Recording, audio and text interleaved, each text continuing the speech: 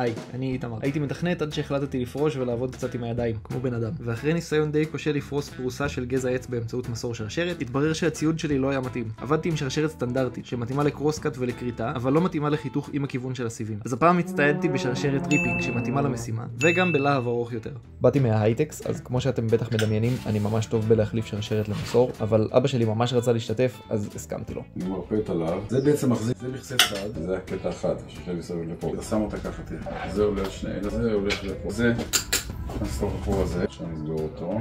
ואחרי שהתקנו את הציוד החדש, יצאנו לנסות שוב לפרוס את הגזע. וזה הלך מדהים. המסור חתך דרך הגזע כמו חמאה. זה באמת עשה הבדל ענק, ותראו את התוצאה עם השרשרת הסטנדרטית לעומת עם השרשרת ריפינג. אין מה לדבר.